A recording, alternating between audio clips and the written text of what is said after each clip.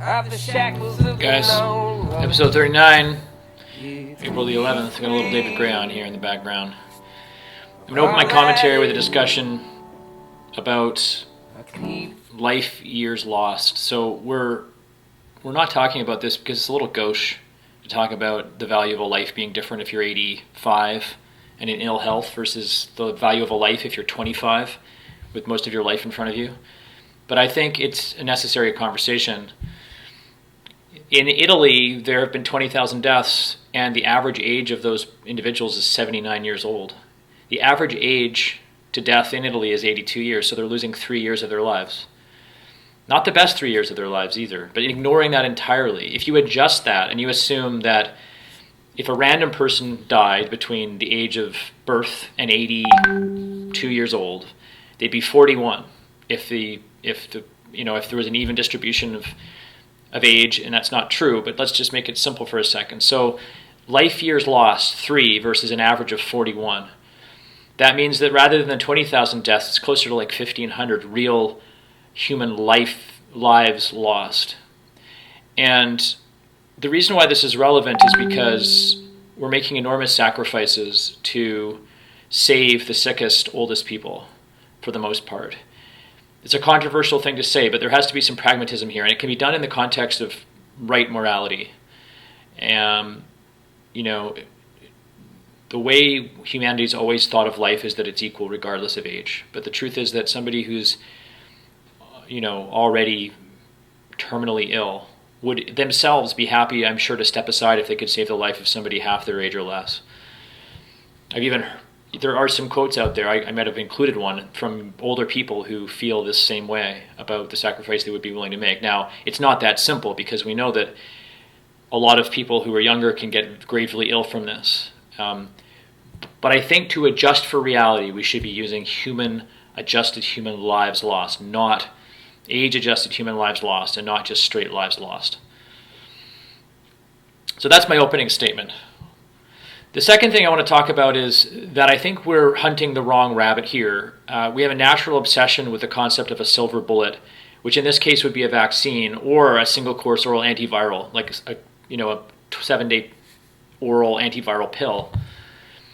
But the real pressing need in this time is a combination of high-volume, high-speed, free tests. And that combined with contact tracing.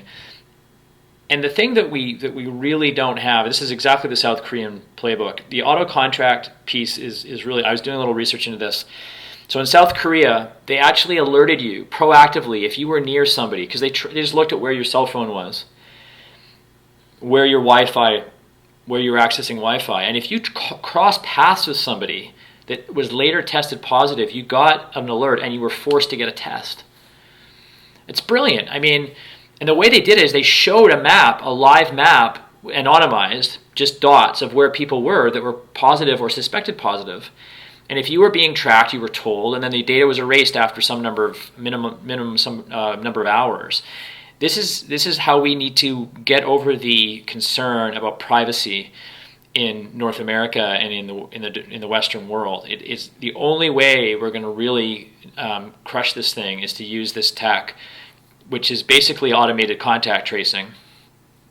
Okay, and then combined with high volumes of testing, you have to be able to do the tests to make this work. That is what we're hunting for here.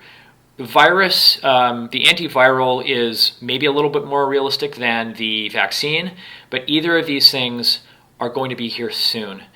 We have to learn how to live in the meantime, and we have to learn how to reopen the economy. We have to expedite this, and I don't think there's any other way home. The last thing I want to share with you guys on the subject of this disease more broadly is I've been doing some coding, modeling the, this is the COVID code here. So if we execute this, we can pull in,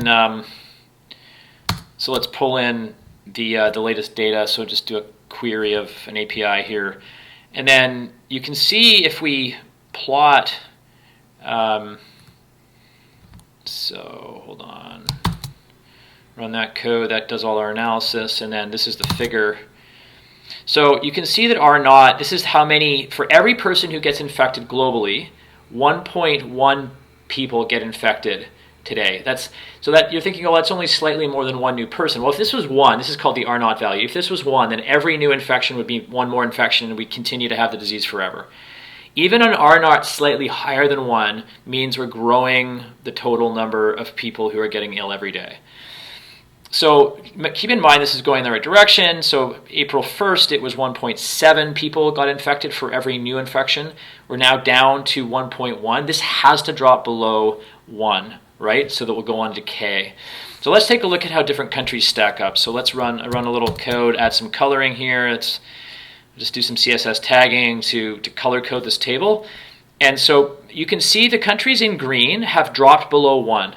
So China, we know, we expect. Germany, in fact, has dropped below 1. So has Iran, Italy, and Spain. So has Switzerland. You can see some countries emerged from the red to the green and went back again.